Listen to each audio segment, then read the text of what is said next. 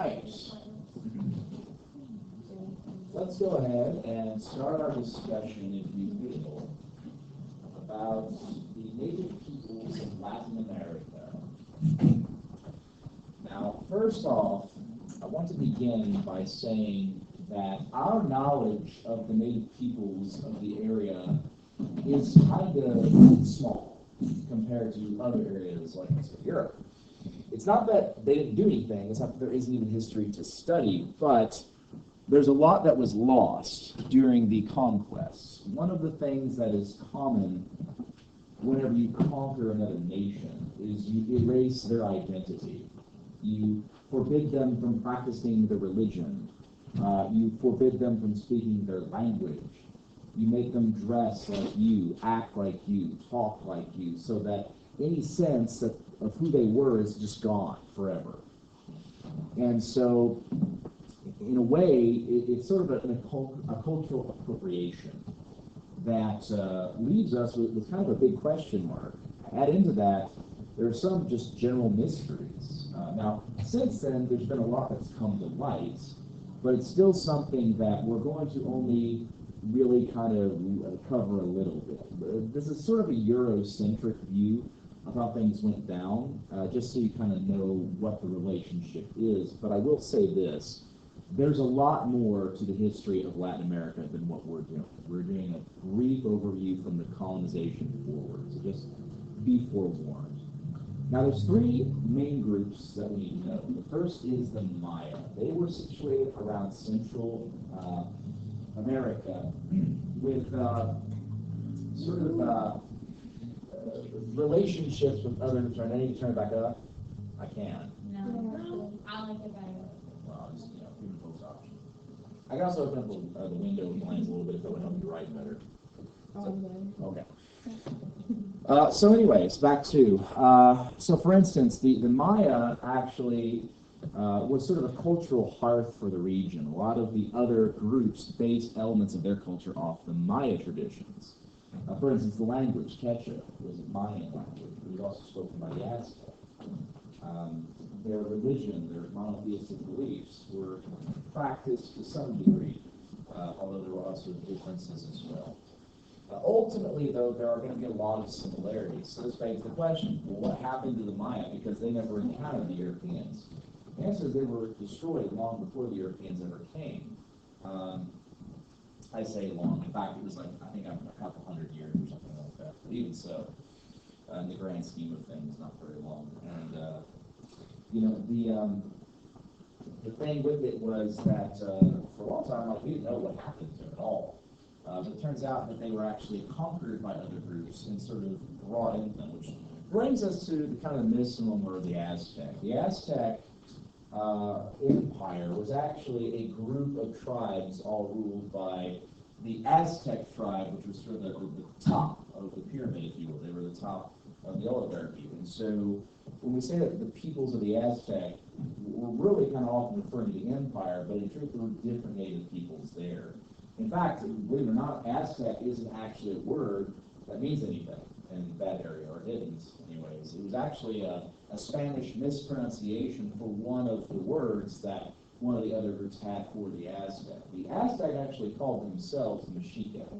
They were the Mexica people, which, when transliterated from Quechua, is spelled Mexica, which gives you a clue as to which area we're talking about. Mexico and Mexico City are named after the Aztec name for themselves. Mexica, Mexico. In fact, the capital city, Tenochtitlan, was destroyed by Cortez when he conquered the region, and he built the city of Mexico City on the ruins of the old Aztec capital, which is kind of interesting, but also a shame, because at one point it was actually a floating city. I'll show you a picture in a second. You've never seen it before. It's actually kind of a marvel in a lot of ways, which, that's something to take away. A lot of these civilizations, yes, they were Stone Age, but at the same time, they used a lot of kind of advanced technologies for the era. I mean, they were much more advanced compared to, say, the Europeans at that same level of technological development. For instance, let's talk about their weaponry for a second. The Aztec used obsidian weapons, which, do you guys know what obsidian is? Yeah. Isn't it like It's on Minecraft. Yeah, it's like when you expire in water. It's a volcanic glass that is actually sharper than steel. For instance, there are some surgeons who use obsidian scalpels when it really matters because it can actually split things on a cellular level. It's that sharp. So it is this a monumental technology, and they actually had a weapon. I think it's called a Quetzal. I'm probably mispronouncing it. But essentially, it's sort of a mix between a club and a sword. It's a big wooden thing, but it's got this blade made of obsidian kind of embedded in the wood. So it looks like a giant paddle, essentially. And it was allegedly so sharp that one of them actually beheaded a horse with it. So obsidian, yeah. I don't know if you guys ever saw the show on Spike. They had a show called Deadliest Warrior, which is basically the Mythbusters of historic geekdom, like, who would win in a fight, this guy versus this guy. They had the Aztec fighting against, I don't even remember at this point, it was dumb. They actually tested it. They had a ballistics gel horse head they made out of a real horse's skeleton. They put in ballistics gel so it would replicate everything. Sure enough, they cut it in half. So, I mean, they were pretty devastating weapons. Even though they were Stone Age, they were a fierce warrior group. And frankly, they also had a lot of other advances. I mean, if you look at their architecture, the fact they were building pyramids that are still around, for one thing. And two, they were often in line with celestial bodies, showing the knowledge of astrology. Not to mention their calendar was the most accurate of the ancient world. They had some knowledge to them as well. That being said, most people just kind of see them about two things. One, they got conquered by the Aztec, and three, or two, did they sacrifice people? Human sacrifice. And the answer is yes, they did. But we're going to get to that in just a second. First and foremost, Tenochtitlan, right? So this is kind of an artist's rendition of what it may have looked like. But it's neat because it's a floating city, right? It's like their version of Venice. We got all these areas of people living, the pyramid in the center, and all these different types of things. They had literally floating farms that they would bring up soil from the bottom of the lake called alluvial soil, and then they would water it from the water in the lake, and basically created the predecessor to hydroponic farming. Yeah. What is this under? This is Tenochtitlan. It's just a separate thing? We're kind of talking about the Aztec here. Okay. So you can put it with that. But anywho, as I said, it was destroyed by Cortez. And one of the main things you have to understand about the conquistadors is they were seeking to do really two things when they went to the New World. Number one was to find gold, plain and simple. Gold was money, right? And that's going to have kind of an interesting impact for a lot of reasons. When Columbus discovered the Taino people, they gave him gifts of gold, thus starting this sort of Spanish gold rush. And they started shipping huge quantities of gold coins.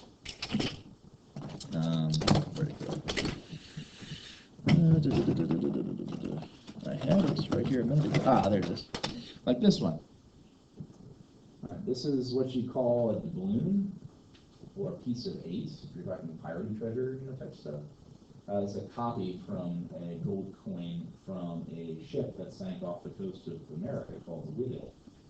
So basically, this is what it really looked like. And what's interesting is one of those coins would be about 3 to 6 months' pay for your standard person. So we're talking a substantial fortune. If you found a small box filled with these things, you're rich. Right, so we're talking boxes upon boxes upon boxes of these things. And that actually has kind of an unforeseen side effect because one of the ways that nations in Europe fought war against each other was economically. So if you know that one empire relies really heavily on, say, foreign gold coming from another nation, if you steal it from them, not only do you enrich yourself, but you also prevent them from getting it, thus weakening them. So, for instance, when England was fighting the war with Spain, they commissioned ships armed to the teeth with cannon and sailors to steal as much of this Spanish gold as possible. These dudes were called privateers. So they were basically legal pirates. They had a little piece of paper called a letter of the mark that gave them immunity if they were ever captured, saying that they're actually soldiers following orders, not just pirates. The pirates were hung, the soldiers were put in prisoner of war camps till the war was over. Well, of course, those were not very nice. Either, peace getting home. Now, that being said, not a lot of nations actually honored the letter of the mark against their enemies. They just called them pirates to begin with.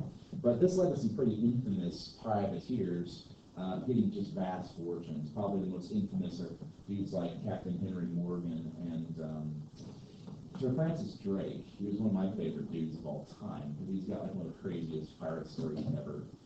Anyways, after the war was done, though, all these sailors who had been employed as privateers were just fired. So now you've got a whole bunch of heavily armed people hanging out in the Caribbean with big, scary ships and cannons and no pay. So they just kind of keep doing what they were doing, only illegally now, and thus we have the outbreak of pirates in the Caribbean. So that's where that whole thing comes from. I love that show. Yeah. There are pirates all over the place. Piracy is just theft at sea, but the Caribbean was like sort of like a huge target for piracy because there was literally so much money going around. In fact, the first Pirates of the Caribbean movie is all about Aztec gold, you know? So, I mean, there's a reason for that. Yeah. So this is the Aztecs, correct? Right. Now, as I also said, they were known for human sacrifice, wherein they would stretch out a victim on a stone tablet and cut their heart out while they were still alive. That's some serious Indiana Jones at the Temple of the Doom stuff going on. And why would you get sacrificed? Well, let's kind of break down some of the myth and some of the truth. First and foremost, this absolutely did happen. There's no refuting that fact. Why did they sacrifice people? Well, it's actually sort of a interesting development because religion throughout the world has certain common themes and elements. And in the case of agricultural societies, whenever you first of all, let me really break down religion for a second. Okay, there are three different types of faiths, right? Monotheistic, which means one God; polytheistic, which means many gods; and animist. Animals. That's atheist. Basic, no, that's not the same at all. Animism is a belief in nature's spirits, that everything has a spirit. So, for instance, think Pocahontas, right? All that kind of stuff. Well, there's a whole lot of different animist faiths out there. And generally what happens is Stone Age peoples who are hunter-gatherers, who don't really have civilizations, but sort of move where the animals go and harvest whatever nature gives them, they sort of have a respect for the spirit and everything. Well, it's kind of hard whenever you're killing animals to sustain your life. So frequently there were rituals to go along with the killing of the animal where you thank them for giving you their life. And there's that whole idea of their spirit goes back into the earth to be reborn at a later time. In essence, the circle of life. So that's where that whole thing comes from. Yeah. This could do this for days, right? Well, what happens whenever they settle down and create an agricultural-based society? Well, there's still that element of sacrifice. And usually in the origin stories, like you see in a lot of different native peoples, there's an origin story where there was a great famine and people were dying, and so either a god, a demigod, or even just a regular person sacrificed themselves some way, often literally killed themselves, and from their body sprung the first crops. So in essence, the literal cutting of the head off of the crops, which is where the seeds are and things like wheat, you then plant them into the ground and it continues the cycle. So it's sort of the continuation of the beliefs. So what tends to go along with this is an explanation of why everything is kind of so fickle. Because I don't know if you guys have ever tried growing like your own food and things like that. It's not all that easy. A lot of crops are finicky, tedious things. And if you're relying on rain for all of your moisture and irrigation, oh man, it is really tough to keep everything working. And let me tell you, the Yucatan, this area we're talking about on the Gulf of Mexico, is really weird in how its rain things go. Like sometimes it just stops raining for no reason. It's just kind of like, what the hell is going on? So it was believed that if something bad happens to you, the gods are cursing you. Because, I mean, let's face it, a lot of these faiths, the gods are jerks. I mean, if you look at, like, especially like things like the ancient Greeks, the gods are just world-class. Sure, that's the word I was thinking. That's it exactly. Anyways, So they do bad things, and so in order to get on their good side, you sacrifice something, right? Now, first you start kind of small. You sacrifice something like, maybe some plants or something like that. And if they don't like that, maybe you sacrifice an animal. If they don't like that, you might escalate to sacrificing something even more precious. And blood is symbolically linked to life. I mean, literally, think about it. You lose all your blood, you die. So they would offer blood sacrifice. Now, before you get too excited, they would actually like cut their finger and burn some of the blood, hoping that that would appease the gods. If that didn't work, eventually they'd work their way up to an actual human sacrifice. Now, here's the thing is, the Aztec didn't generally sacrifice themselves. Aztec generally weren't sacrificed. It was captives, it was slaves. And so the Aztec, from their perspective, they weren't really even people, so that's not a big deal. Like, they were, but they also weren't, because they weren't Aztec. There's a whole lot of subtle, well, not subtle racism in early civilizations. Not to say we don't have that still, but anyway. So, anyways, they would sacrifice them, and this wasn't actually seen as something really bad. In fact, they're literally giving them to a god. It was something that they sort of respected the sacrifice. That makes any sense. Another thing is there are actually stories of Aztec willingly letting themselves be sacrificed, which is also hard for us, I think, to understand. But remember, they believed that gods were causing mischief and bad things to happen, so they saw their sacrifices literally giving their life up so that everyone else could live. So in a way, it's like sacrificing themselves for a loved one. So again, it's a different culture entirely. Now, how often did it happen? That is really hard to nail down. I will say this. Europeans have been exaggerating it for centuries. Cortez, in a letter back to King Charles V, or Philip II, excuse me. No, Charles V, I was the first, sorry. He actually said that in one night, 100,000 captives were sacrificed in Tenochtitlan. That is an astronomical number. I mean, there's only so many hours in the night, right? And it's not like they're just like have a conveyor belt where they're offing people. You know, if there's a ritual associated with it, he flat out lied. Which the question is, why would he do that? Well, the answer is pretty simple. He wanted to destroy the Aztec. He wanted the public sympathy because they had all this nice gold laying around. He wanted to take it all. And if he just like destroys the civilization, and they're like, why'd you do that? Well, you know, they had really nice stuff. I wanted to steal it all. It's like, this dude's a little psycho. But if he says, oh, look at these poor Aztecs, they're killing themselves. We have to save them from themselves. And so literally the Pope wrote a bull that basically was a document, a declaration that the Spanish would read to every Aztec town, basically saying, if you guys throw off your heathen gods and convert to Christianity right now, we're not going to harm you at all. We're brothers, we're Christians, it's all good. But if you don't, then we're going to take everything, we're going to forcibly convert you by the sword. What do you guys say? And not a single Aztec ever took them up on that. You know why? Because it was in Spanish. It's kind of hard to speak Spanish when you don't speak it. Which sometimes the Spanish didn't even bother, like, we'll say no anyways, and we give away a tackle thing. So basically, they just kind of did it anyways. It wasn't a really nice time period, as you could imagine. But that still leaves a couple questions. For instance, how was it that these relatively small expeditions were able to overpower such large empires? You know, the Aztec were literally hundreds of thousands, if not millions. Not quite millions, but definitely hundreds of thousands. And how to do that? And we're going to get to that question in a second. But first, have a calendar. This is what the Aztec calendar looks like. Yeah, right? Kind of hard to see all the different parts. So here's one that's colorized. Oh my goodness, so many colors. It hurts my eyes. A little bit.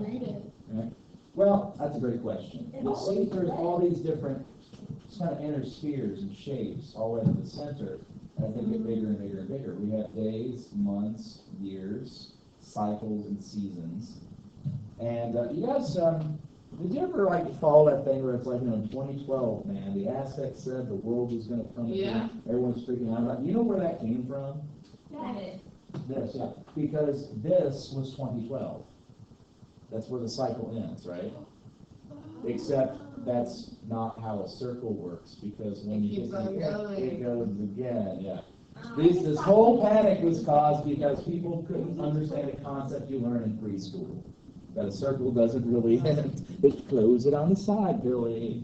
You know? I mean, seriously. I'm calling, like someone's going like, hey, I know circles. So I'm calling you out, Steven.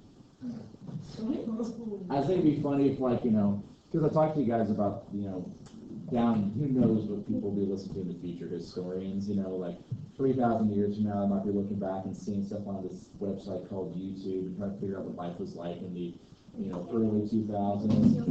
And they're all like, like someone's doing it, and it just so happens that historian's name is Steve, and he just had a heart attack. And like, oh my God! They know! It's hilarious. I mean, I have sympathy for him. Yeah, I know what I feels good about him. Well, you would have thought that in the first place if you said it after you said. Hi, Stephen. Right. Oh, no, he's not. I don't know. It's a certain name, George, whatever. Billy. Billy. Anyways, so we have the conquistadors. We got Cortez, who conquered the Aztec, and then we have Pizarro, who conquered the Inca. Both of them were seeking two things: gold, as in to spend it, and God, because they wanted to force Christianity. Now, back to the original question: how was it that these guys were able to conquer these vast nations? And the temptation might be to say something like, well, they had better weapons, and you'd partially be correct. Guns played a tremendous role, not only in their effectiveness, but the psychological damage they do on people. Because first and foremost, guns are really freaking loud. Like, really loud. I don't know if you guys have ever shot them, but holy cow. And especially like you're in a building, man.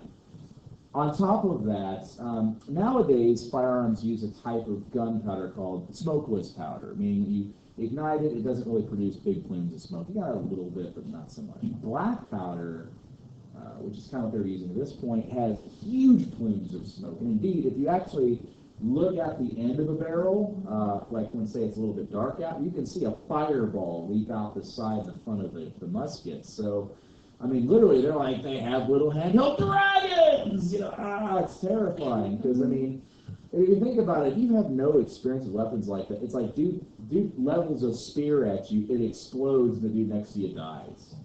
That's just terrifying. Add into that, there was a much more effective weapon that the Europeans brought with them. Do you know what that is? Grenades.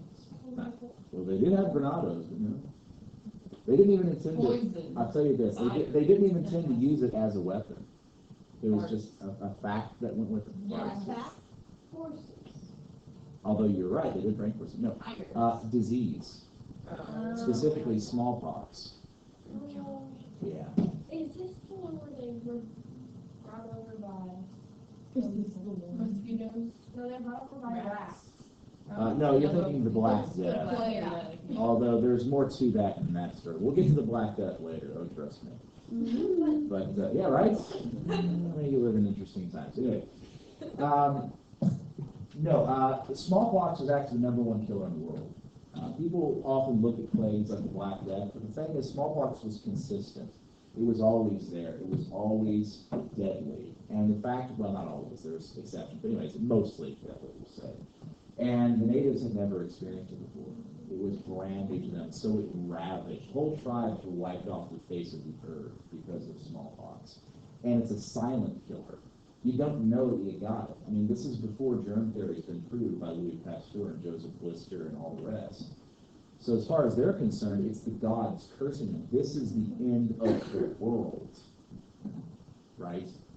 So the short answer is, how were these small groups able to conquer such large empires? Three things: guns, germs, and steel. Steel also provided immense. What? Ray, what who is? That the conquistadors were able to defeat such large empires. Or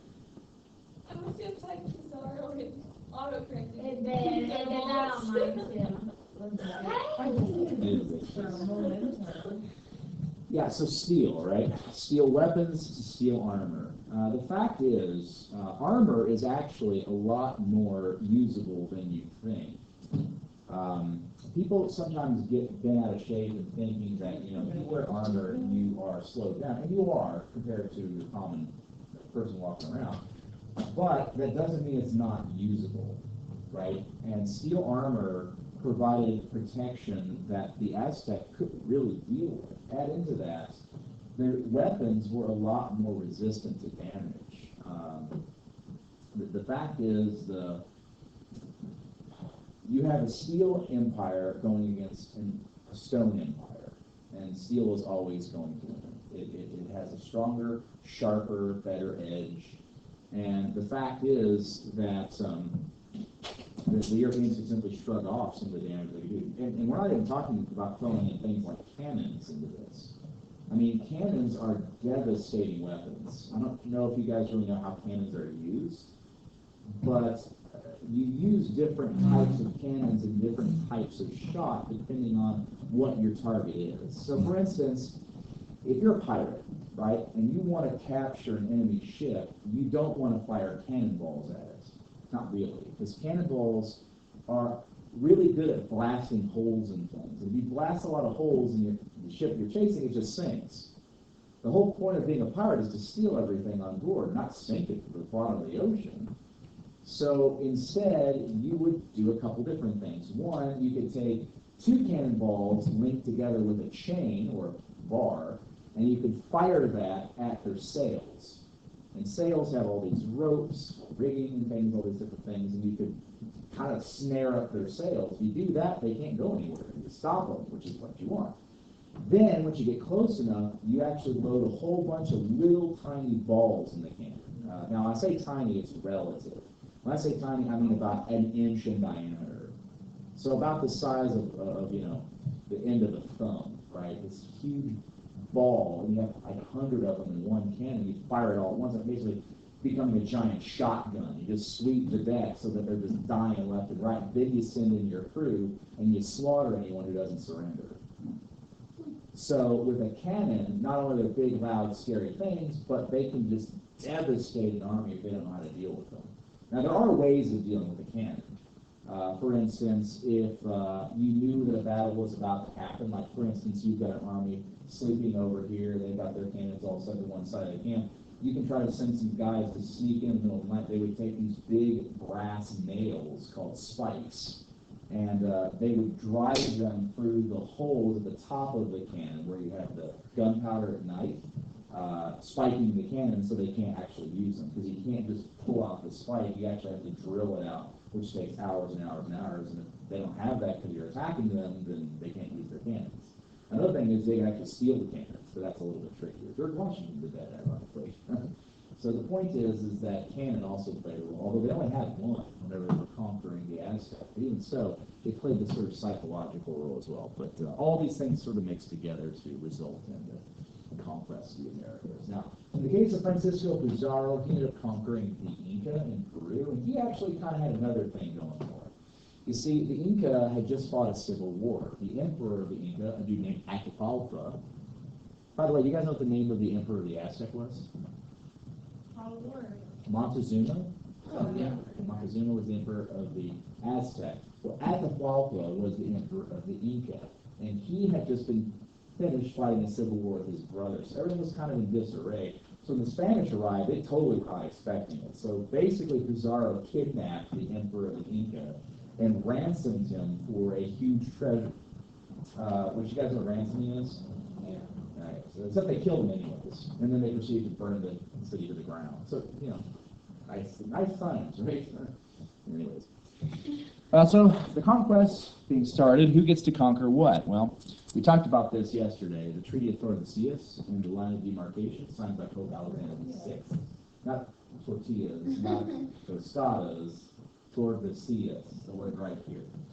It was an agreement that the Portuguese got everything east of the line and the Spanish got everything west of the line. That is why we have this area of South America where Spanish is the most spoken language, and then on the east you have everything is mostly Portuguese. So let me ask some questions. Spanish off the west. Yeah, which is most of it because they discovered it, but the Portuguese got this because this also included the Atlantic trade route across Africa. So it made sense at the time. Now, let's look at some changes that occurred because of the conquest. Number one, of course, the language issue. The number one languages spoken are European. Second, let's look at faith. Remember, they were trying to spread Christianity? Well, look at the number one faith practice in Latin America, Roman Catholicism. Yeah, that is a tradition back there. Although there are other religions as well. There's actually a tradition or trend called syncretism, where religions are created through the blending of different belief structures. So two examples of that would be voodoo and Rastafarianism.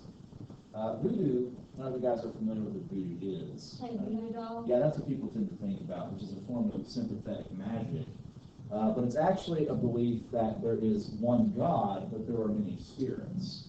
And various spirits, or they're actually kind of like the angels, have different sort of areas of influence and expertise. And so, a practitioner or a witch doctor, however you want to word it, can actually communicate with the spirits. There's also priests, things like that.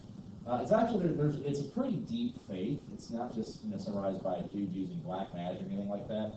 But like, for instance, they kind of tap a little bit of that in The Princess and the Frog. You actually have, I don't know if you guys, the Shadow Man, Dr. Facilier, the witch doctor, right? And then you also have, I forget her name, but she's the priestess living out in Mama the Odie or something? Yeah. Mama Odie.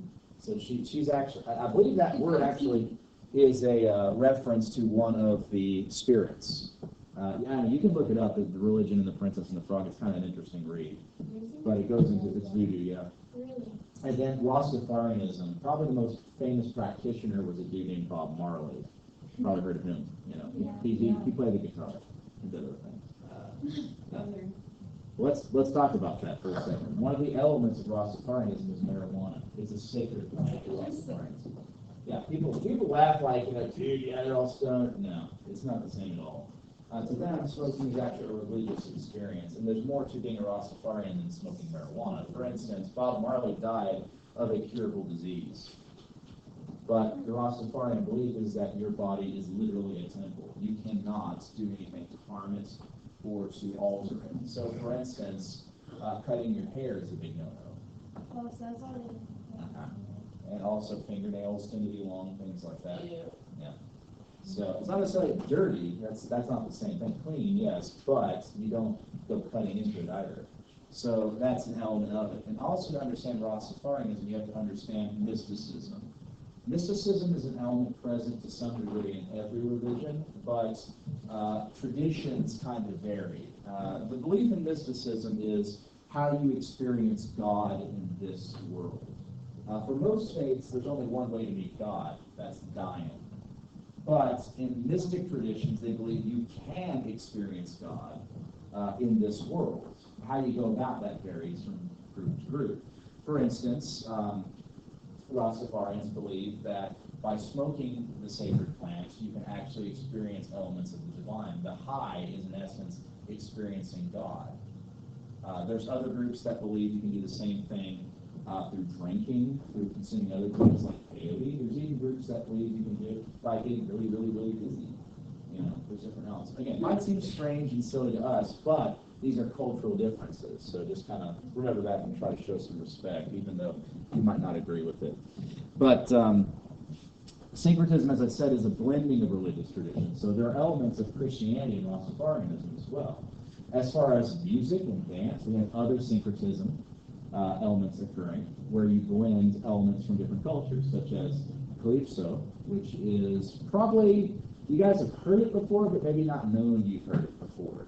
Have you ever heard music that's like island music with steel drums and kind of like an upbeat? That's calypso. Right? It's a drumming tradition actually out of Africa with instruments developed in the New World, and in some cases contain beat measures and elements from classic European music. The same is true for reggae and samba. A calypso is a dance. What's that? Take a drink. A calypso is a dance. Well, calypso is a lot of things. It's also a sea witch, which you know what it is. A sea A sea witch, yeah. witch. From the Odyssey. A sea witch? S-E-A, apostrophe, W-I-T-C-H. What is this comparing? What do you mean comparing? Other similarities compared to what? Yeah. Oh, what we're talking about here is similarities with Well, I guess what we're really talking about is more like, what does it have in common with each other and with Europe and space other cultures? Because one of the things we talked about was that the different cultures, there's really three different groups that kind of mix and blend in Latin America: African Americans, Native Americans, and Europeans. And these are all examples of these cultures blending. For instance, samba actually has its ties to English country dancing, which I don't know if you guys have ever seen a Jane Austen movie, like Pride and Prejudice or anything like that, but often it's featured in those where you got like two lines of guys and girls, and they do this dance where they hold hands, they spin, things like that. That's ballroom dancing. It's English country dancing in the ballroom. And samba has ties to that, but also differences as well. So, long story short, syncretism is a thing. I will stop there because I don't want to go any farther for today. Tomorrow, I'm thinking we're actually going to listen to some of these music trends. We're going to listen to some music, kind of get an idea of what we're talking about. And then also we got that quiz tomorrow, so be ready for it. Quiz about Everything. Location. No. location. Location, place, and region. Okay. Up to what we've done thus far. Yeah. And then next week, we're going to do more stuff. Oh, do we? Try to take a test on Friday. Are you doing that? Yes, I forgot to do that, didn't I? Why? Why? I might have to give that to you Oh, later. this is what I'll do it right now. I'll do it right What? now. Get a message. Yeah, what up? For the famous BB something. Hang on, she's kind of yelling. I can't hear you. What? For the BBC